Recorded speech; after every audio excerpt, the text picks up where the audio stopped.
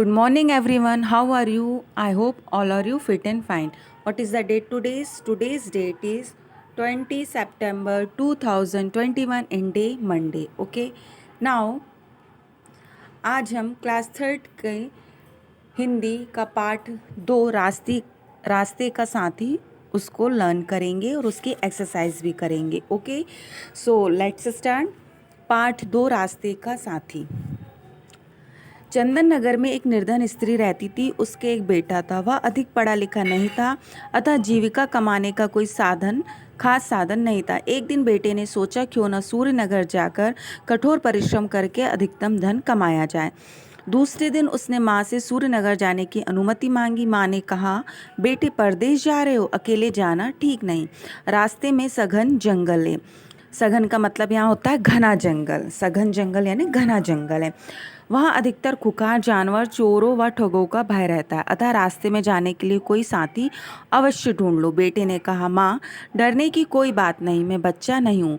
आज सूर्यनगर जाने वाला कोई भी यात्री नहीं है, मैं अकेला चला जाऊंगा. जैसे हम पाठ में देखा कि एक बहुत निर्धन. सबसे पहले हम यहाँ पे उसके शब्दार्थ भी देखेंगे. निर्धन का मतलब होता है गरीब. जीविका का मतलब होता है गुजारा करने का साधन. और परिश्रम का अर्थ होता है मेहनत. अनुमति मतलब आज्ञा लेना या स्वीकृति मांगना. और खुकार की यहाँ पर भय मीनिंग होती है खतरनाक. खुकार यानी होता है खतरनाक. और भय मतलब डर. तो जैसे हमने पार्ट में देखा कि एक नगर का नाम था चंदन नगर. वहाँ पर एक बहुत गरीब स्त्री रहती थी और इसका एक बेटा था जो बिल्कुल अनपढ़ था, पढ़ा लिखा नहीं था. जीविका यानी उसको अपना जीवन चलाने के लिए उसके पास कोई भी ऐसा काम नहीं था. तो उसने सोचा कि क्यों ना एक दिन सूर्यनगर जाया जाए, वहाँ पर मेहनत कर कर कुछ धन कमाया जाए. तो दूसरे दिन वह उठा और उसने माँ से आज्ञा मांगी कि मैं माँ परदेश जा रहा हूँ. तो उसकी माँ ने कहा, तुम अकेले मत जाओ, अपने साथ कोई किसी को भी रख लो. तो उसने कहा, क्योंकि उसकी माँ उसको समझा रही थी कि अकेले यात्रा करना ठीक नहीं, क्योंकि रास्ते में बहुत जंगली जानवर हैं, चोर हैं, ठग हैं जो तुमको लूट लेंगे, उससे तुमको डर लगेगा. तो उस माँ ने बोला कि तुम किसी को साथ ले जाओ. पर बेटे ने कहा, माँ डरने की कोई बात नहीं, मैं छोटा बच्चा नहीं हूँ. क्योंकि सूर्यनगर जाने के लिए उस दिन उसको वहाँ पर कोई भी नहीं मिल रहा था कि वो उसके साथ जाए उसके साथ. तो माँ ने क्या किया, माँ ने उसे रोककर पास के एक सरोवर का मतलब यहाँ होता है तालाब. तो सरोवर से केकड़ा पकड़ लाई. आपने केकड़ा एक जीव देखा होगा जो पानी में रहता है. तो वो पकड़ लाई और आशीर्वाद देती हुई उसको बोली, बेटा कि तुम और कोई नहीं तो तुम इस केकड़ों को ही अपने साथ ले जाओ. माँ का मन था कि मेरा बच्चा अकेला नहीं जाए. तो उसने सोचा कि चलो कोई नहीं जा रहा है. तो वह एक तालाब के पास गई, केकड़े को पकड़ लाई और बेटे को उसको साथ में रख दिया कि जाओ तुम इसको अपने साथ ले जाओ. तो वह जोर से हंसते हुए बोला, माँ यह लघु जीव भला मेरी क्या सहायता करेगा. यह लघु का मतलब होता है छोटा, सहायता करना मतलब मदद करना. तो इस पर बेटे को हंसी आ गई कि इतना सा जीव मेरी क्या मदद कर सकता है ना. तो बेटे की बात सुनकर माँ बहुत उदास हो गई कि माँ को थोड़ा बुरा लगा, उदास हो गई, दुखी हो गई. तो माँ को उदास देखकर उसने केकड़ों को उठाया और एक कपूर की डिबिया में बंद करके पोटली में रख दिया. यहाँ उदास की मीनिंग होती है दुखी होना. और पोटली मतलब छोटी गठरी. जैसे हम एक कपड़े की गठरी बांध लेते हैं ना, उस तरीके की एक छोटी पोटली उसने रख लिया. तैयार करके वह रास्ते पर निकल पड़ा.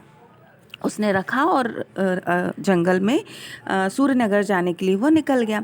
तो बहुत देर तक वो चलते चलते थक गया. थोड़ी दूर उसे घनी छाया वाला एक पेड़ दिखाई दिया. उस पेड़ के नीचे बैठकर उसने रोटियां खाई और विश्राम करने के लिए वहीं पर लेट गया. थके होने के कारण उसे नींद आ गई. कुछ देर बाद उसी पेड़ के कोटर से काला सांप निकला. उसे कपूर की सुगंध आई और धीरे धीरे वह कपूर की डिबिया तक पहुंच गया. बार बार प्रहार करके उसका ढक्कन खोल दिया. यहाँ पर विश्राम का मतलब होता है आराम करना. कोटर यानी होता है खोखल. पेड़ के अंदर एक जो खोखली जगह होती है उसको कोटर बोला जाता है. और प्रहार का मतलब यहाँ होता है चोट. तो वह बहुत देर तक चल रहा था. तो वह थक गया था. तो वह उसने क्या हुआ, चलते चलते वह थक गया. तो एक घना पेड़ था, उसके नीचे वह आराम कर लिया. पहले उसने वहाँ पे खाना खाया और विश्राम करने के लेट गया. थका होने के कारण उसको नींद भी आ गई. तो थोड़े उसकी गहरी नींद लगी हुई थी. तो क्या हुआ, क्योंकि उसकी पोटली में क्या था, एक कपूर की क्योंकि केकड़े को माने किसमें बंद किया था, कपूर की डिबिया में बंद कर दिया था. तो डिबिया में से कपूर की खुशबू आ रही थी, तो उस सुगंध को सूंघते सूंघते वो जो काला सांप, उस मतलब पेड़ के कोटर से एक सांप निकला, तो उससे खुशबू आई, सुगंध आई, तो धीरे धीरे उस कपूर के डिबिया के पास गया और प्रहार करके आने से धीरे धीरे उसके ऊपर चोट मारती हुई उसने उसका ढक्कन खोल दिया। Now come to the next page, 1 second. तो उसने उस सांप ने उस ढक्कन को खोल दिया। डिबिया में बैठा हुआ केकड़ा बाहर निकला और उसने अपने पैने दांतों से सांप की गर्दन को ऐसा दबाया दबाया कि सांप का काम तमाम हो गया। यहाँ पैने, पैने का मतलब यहाँ होता है तेज। पैने की मीनिंग क्या होती है? तेज दांत से। और काम तमाम होना ये मुहावरा है, काम तमाम होना यानी मार दिया जाना। तो डिबिया में जैसे ही डिबिया को उसने खोला चोट कर करके, तो उसमें क्या था? केकड़ा। तो केकड़े ने क्या किया? अपने दांतों से उसकी गर्दन पर उसको मतलब ऐसे पकड़ लिया कि वह सांप वहीं पर मर गया। थोड़ी देर बाद उसकी आंखें खुली तो वह आश्चर्यचकित रह गया, क्योंकि पास ही काला सांप मरा पड़ा था और कपूर की डिबिया भी खुली पड़ी थी। वह सब कुछ समझ गया और प्यार से बोला, वाह मित्र, आज तुम मेरे श्रेष्ठतम साथी रहे। वह मन ही मन अपनी माँ को बार बार प्रणाम कर रहा था। आश्चर्यचकित का मतलब यहाँ होता है हैरान, और श्रेष्ठतम यानी सबसे अच्छे। तो जब वह उठा तो उसने क्या देखा? वो हैरान हो गया कि अरे, मेरे पास तो यह काला सांप मरा पड़ा है। जैसे आप चित्र में देखिए, फोटो में देखिए, आपको समझ में आ रहा है कि जैसे उसकी आँख खुली तो वो हैरान हो गया और उसको क्या लगा? अरे, मेरे पास तो काला सांप मरा पड़ा है। अगर वो इसलिए हैरान हो गया कि क्योंकि वो काला सांप उसको डस सकता था, उसको मार सकता था, और कपूर की डिबिया खुली पड़ी थी। तो वो समझ गया कि उस सांप को किसने मारा है? केकड़े ने मारा है। तो वह उसने बोला, वाह मित्र, यानी उस केकड़े ने उस समय पर उसकी मदद की। तो क्या बोला कि तुम मेरे सबसे अच्छे साथी हो। और वो मन ही मन अपनी माँ को प्रणाम कर रहा था, यानी माँ को वो धन्यवाद दे रहा था कि अगर माँ ने मुझे केकड़ा नहीं दिया होता तो आज मेरी जान भी जा सकती थी। शिक्षा, इस कहानी से हमको क्या शिक्षा मिलती है? कि सभी का अपना कार्य और अपनी बुद्धि होती है, हमें किसी को कमज़ोर नहीं समझना चाहिए। मतलब कि सभी लोग अपने अपने काम से, अपने अपने अनुभव से, अपनी अपनी बुद्धि से सलाह देते हैं, है ना। यानी अगर वो केकड़े को क्या, वो हंस रहा था पहले कि ये केकड़े मेरी किस तरह मेरे काम आएगा, लेकिन मुसीबत के समय उस केकड़े ने ही उसकी जान बचाई। तो हमें कभी भी किसी को छोटा और कमज़ोर नहीं समझना चाहिए। ओके, तो हमने ये कहानी को पढ़ा, आपको ये समझ में आ गई होगी। तो चलिए अब हम इसकी एक्सरसाइज करेंगे। 1 सेकेंड। फर्स्ट है आपका पेज नंबर 11। 1 सेकेंड। यस, उच्चारण कीजिए। आप इसको उच्चारण करना। जीविका, कठोरतम, खुखार, आशीर्वाद, ये आपको उच्चारण करना है। ये डिक्टेशन वर्ड है और आपको बिना देखे इसे लिखना भी है। जीविका, कठोरतम, खुखार, आशीर्वाद। ओके, अब एक शब्द में उत्तर देना, एक शब्द में, एक वाक्य में नहीं, एक शब्द में। पहला क्या है? युवक कहाँ जाना चाहता था? युवक कहाँ जाना चाहता था? सूर्यनगर। माँ ने बेटे के साथ किसे भेजा? केकड़े को। युवक कहाँ आराम करने लगा? पेड़ के नीचे। और युवक की जान किसने बचाई? केकड़े ने। अब हम एक वाक्य में उत्तर देखेंगे। माँ ने बेटे को सूर्यनगर जाने से क्यों रोका? तो इसका उत्तर है, माँ ने बेटी को सूर्यनगर जाने से इसलिए रोका क्योंकि वह अकेले जा रहा था और रास्ते में जंगल था जहाँ पर खतरा था। ओके, सेकंड क्वेश्चन है, बेटे के पास जीविका का कोई साधन क्यों नहीं था? क्यों नहीं था बेटे के पास? क्योंकि इसलिए नहीं था क्योंकि वह पढ़ा लिखा नहीं था। Okay, now come to the next page, page number 12। 1 second. Page number 12। पेड़ की कोटर में कौन रहता था? तो हमने जिस तरह पाठ में पढ़ा, पेड़ की कोटर में एक काला सांप रहता था। कपूर की डिबिया, नेक्स्ट क्वेश्चन है, सांप कपूर की डिबिया के पास क्यों गया? क्यों गया? क्योंकि उसको वहाँ से कपूर की डिबिया के पास सांप इसलिए गया क्योंकि उसमें से उसे सुगंध आ रही थी। नेक्स्ट है, अभी हमने एक वाक्य में उत्तर देके, अब है प्रश्नों के उत्तर हमको विस्तार से लिखना है। प्रश्न क्या है, अकेले यात्रा करने में कौन कौन सी समस्याएं आती है, परेशानी आती है। तो किस तरह की समस्याएं आती हैं? उदाहरण के लिए अगर हम रास्ते में जाते हैं तो जंगली जानवर होते हैं, चोरों का डर होता है, अचानक मौसम बदल जाए तो कोई सुझाव व सलाह देने वाला नहीं होता, तबीयत खराब हो जाए तो कोई मदद करने वाला भी नहीं होता है। नेक्स्ट क्वेश्चन है आपका, रास्ते का साथी कहानी से आपने क्या सीखा, हमको इससे क्या शिक्षा मिलती है। तो रास्ते का साथी कहानी में हमने यह सीखा कि किसी नई जगह पर जिसके बारे में हमें पता ना हो वहाँ हमें अकेले नहीं जाना चाहिए, अपने बड़ों की बात माननी चाहिए और जो हमारी मदद करे उसके प्रति आदर का भाव प्रकट करना चाहिए। ओके, नेक्स्ट है आपका खालिस्तान भरिए। चित्रों को देखकर आपको खालिस्तान भरना है। जैसे आप यहाँ चित्र में देख रहे हैं, क्या है यहाँ पर, ये तालाब।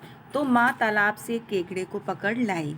ये कौन सा चित्र बना है, केकड़े का। तो हम यहाँ पे क्या लिखेंगे, केकड़े को कपूर की डिबिया में बंद कर पोटली में रख दिया। ये है पेड़। तो युवक ने पेड़ के नीचे बैठकर रोटियां खाई। ये चित्र बना है सांप का। तो पेड़ की कोटर में काला सांप निकला। सही कथन क्या आगे हमें सही लगाना और गलत के आगे गलत। चंदन नगर में एक अमीर स्त्री रहती थी, गलत। कौन सी, वहाँ चंदन नगर में एक निर्धन मतलब एक गरीब स्त्री रहती थी। युवक बहुत पढ़ा लिखा था, नहीं, वो पढ़ा लिखा नहीं था। अगर वो पढ़ा लिखा होता तो अपने ही गांव में वह कुछ कर लेता। पढ़ा लिखा नहीं था, इसलिए वह दूसरे गांव में अपनी मेहनत करके धन कमाने जाना चाहता था वो। Okay, now come to the next page, page number 13।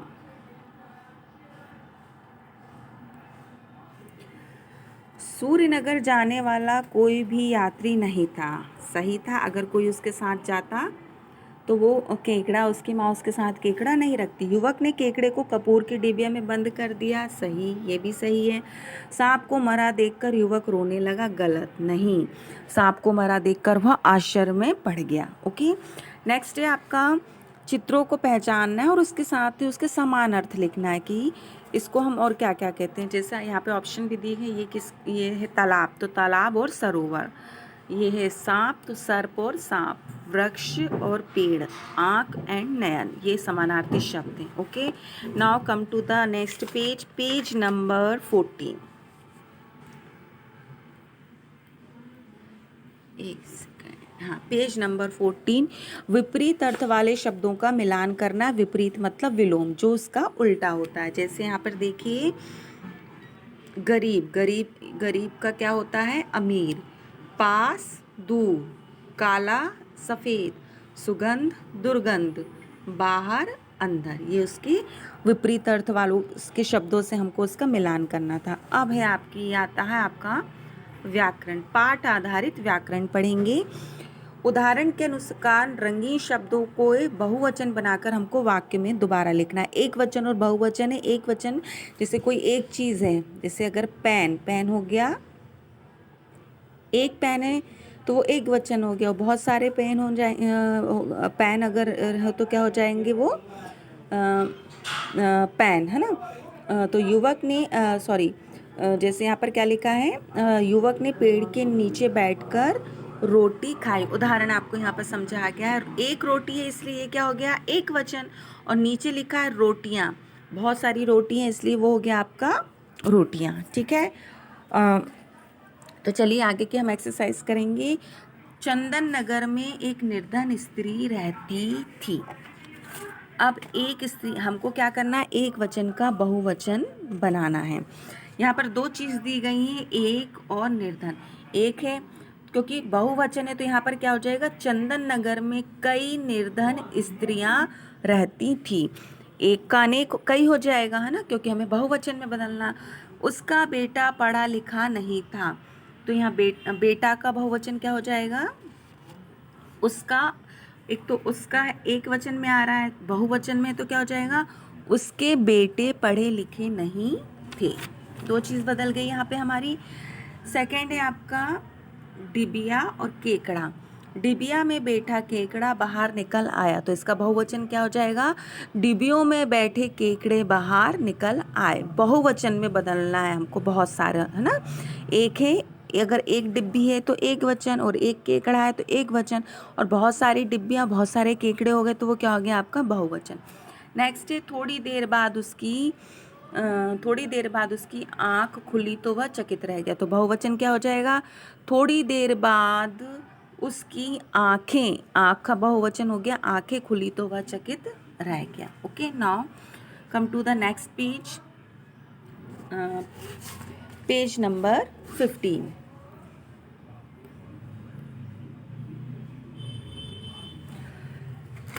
संज्ञा या सर्वनाम शब्द के जिस रूप में उसके स्त्री जाति के होने का पता चले उसे स्त्रीलिंग कहते हैं, तथा पुरुष जाति के होने का पता चले तो उसे पुल्लिंग कहते हैं। यहाँ हमको स्त्रीलिंग और पुल्लिंग बताने हैं। तो जैसे आँख खुल गई कि आँख क्या हो गई? स्त्रीलिंग। और बहुत घना जंगल था, जंगल क्या हो गया? पुल्लिंग। तो इसी तरह जो शब्द लिखे हमको उनके भेद बताने हैं, स्त्रीलिंग है कि पुल्लिंग है वह। ठीक है, जैसे यह परदेश, परदेश है पुल्लिंग। ओके, आज्ञा, आज्ञा है आपका स्त्रीलिंग शब्द। रोटियां आपका है स्त्रीलिंग और साथी आपका पुल्लिंग। ओके, साथी हो गया आपका पुल्लिंग शब्द। आपको स्त्रीलिंग और पुल्लिंग का एक अलग से वीडियो मैं आपको सेंड करूंगी कि स्त्रीलिंग और पुल्लिंग क्या होते हैं। अभी हम पाठ के आधार पर कर रहे हैं। उसी तरह नेक्स्ट है, समझिए और उसको बताइए। यहाँ पे क्या लिखा देखिए, युवक ने माता से सूर्यनगर जाने की आज्ञा मांगी। ठीक है, और नीचे क्या लिखा? युवक ने माता से कहाँ जाने की आज्ञा मांगी। आप यहाँ पर देख रहे कहाँ है? तो हमको यहाँ पे क्या करना है? उत्तर लिखे हुए हैं, हमें उसके प्रश्न बनाने हैं, है ना। हमको क्या बनाना है? प्रश्न बनाना है। जैसे यहाँ पे फर्स्ट देखिए, आपको बाजू में ब्रैकेट में लिखा भी गया कि किस तरीके से बनाना है। माँ पास के तालाब से एक केकड़ा पकड़ लाई। अब इसका हमें क्या करना? प्रश्न बनाना है। उत्तर तो लिखा हुआ है, हमें उसका प्रश्न बनाना है। तो प्रश्न क्या बनेगा? क्या से बनाना है? तो माँ तालाब के पास से क्या पकड़ लाई। ओके, नेक्स्ट है आपका, देखिए यहाँ पे लिखा है, कहाँ है? उत्तर लिखा हुआ, युवक ने पेड़ के नीचे बैठकर रोटियां खाईं। तो प्रश्न किस तरीके से बनेगा? युवक ने कहाँ बैठकर रोटियां खाईं। ओके, नेक्स्ट है किसका है? केकड़ी ने पैने दांतों से सांप का काम तमाम कर दिया। अब किसका कर लगाकर हमको प्रश्न बनाना है? केकड़ी ने पैने दांतों से किसका काम तमाम कर दिया। ठीक है ना, यहाँ पर हमको क्या करना था? प्रश्न बनाना था।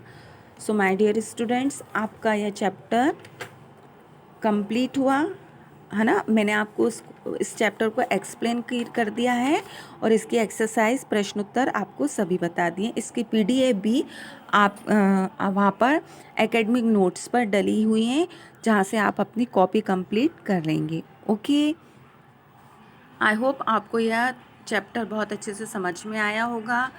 आपका होमवर्क है कि आप इसके प्रश्नोत्तर और एक्सरसाइज लर्न करेंगे। So goodbye, have a nice day.